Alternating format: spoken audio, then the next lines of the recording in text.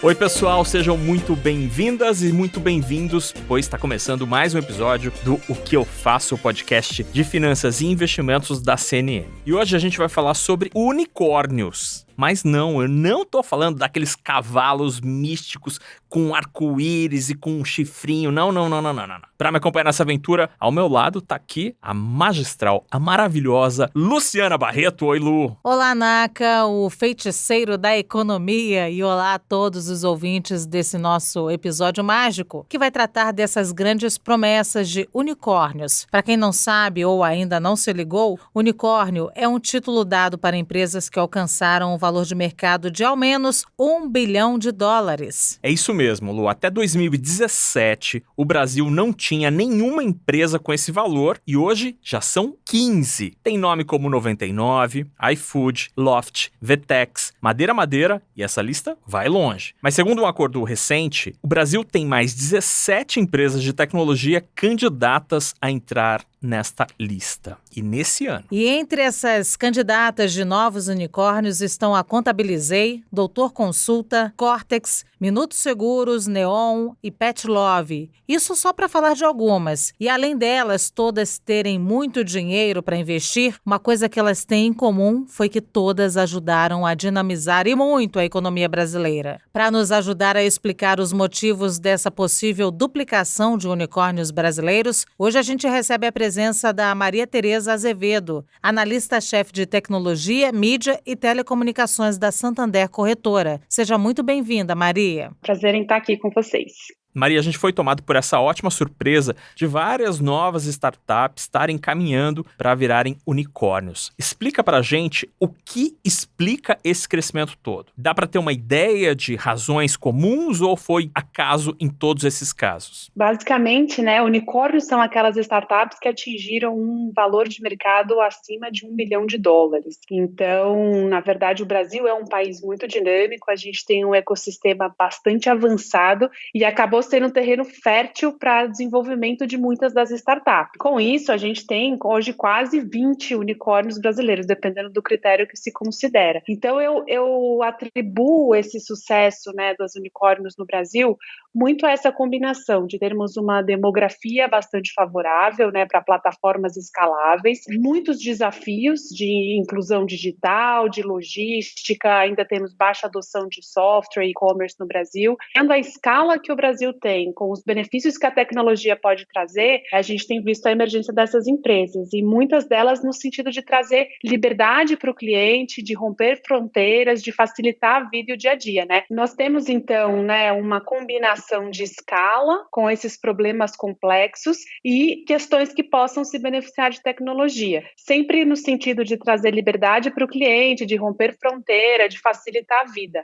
É o exemplo do 99 Táxi, Nubank, iFood, Log, que acabaram vindo com esse intuito. E pensando que esse número está aumentando tão rápido, o Brasil já chegou em seu limite para produzir empresas desse porte ou ainda tem espaço para crescimento? Ainda tem bastante espaço para crescimento, com muito boas perspectivas, Isso tudo impulsionado pelo salto de digitalização que a pandemia nos forçou a fazer. Então, hoje a gente vê muitas startups ganhando destaque nos setores de varejo, marketing, logística, educação e saúde, com bastante promissoras aí para entrarem nesse ranking de possíveis unicórnios.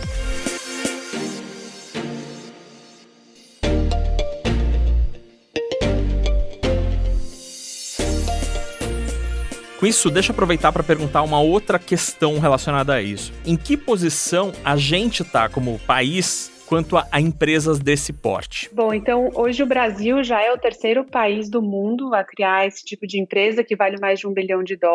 A gente fica atrás apenas dos Estados Unidos e da China e com possibilidade de continuar crescendo num nível bastante acelerado acima da média global. E com tantos unicórnios de caras novas, é vantajoso para o investidor apostar nessas empresas? Que dicas podem dar para os investidores que pensam em apostar nessas companhias? empresas? Bom, hoje algumas das empresas unicórnios brasileiras já estão listadas na Bolsa. É o caso da Stone, da AF Educação. A própria RD, Resultados Digitais, foi adquirida pela TOTUS, que é uma empresa listada. É interessante a gente falar que a Magazine Luiza, o valor de mercado dela na Bolsa saltou de quase 400 milhões de reais para hoje mais de 170 bilhões. Então, foi muito rápida a evolução e hoje a Magalu, por exemplo, tem mais desenvolvedores do que muitas empresas tech, e você tem aquelas empresas que ainda não são listadas na Bolsa ou que ainda não fizeram um IPO. Então, o veículo para investir nessas empresas é outro. Hoje, o conselho que a gente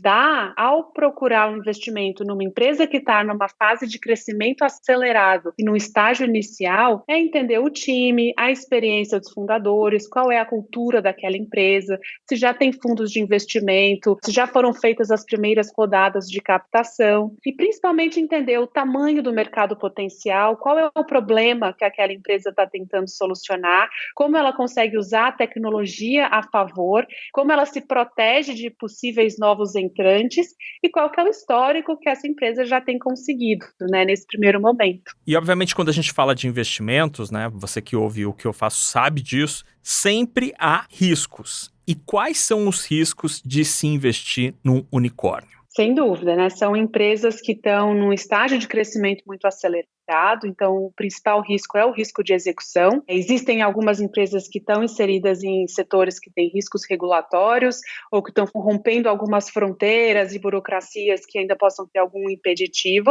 E, de novo, acho que o importante aqui para mitigar esses riscos é entender o tamanho do mercado potencial, se essa empresa tem uma solução para resolver um problema real, entender qual que é a experiência e o background dos fundadores e observar o histórico dessa empresa, né? São empresas que estão em crescimento, ainda tem uma participação de mercado relativamente pequena, mas ver o histórico para conseguir ter uma boa visibilidade de como vai ser a execução daqui para frente.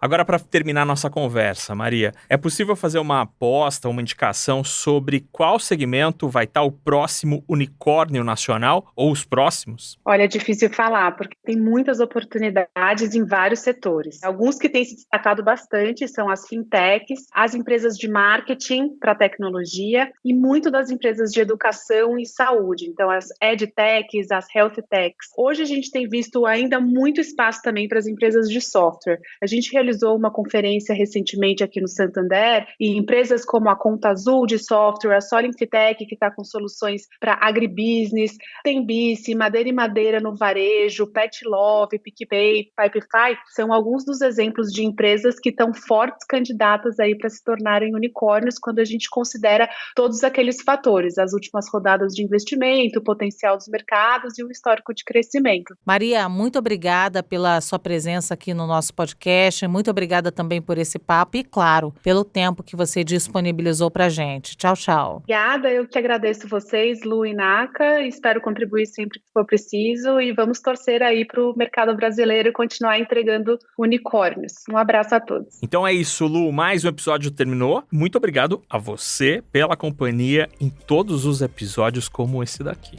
Um grande abraço para vocês, ouvintes, e também para você, Luciana Barreto. A gente se vê logo mais. Um abraço, Naka. Nos vemos no próximo episódio. Até lá.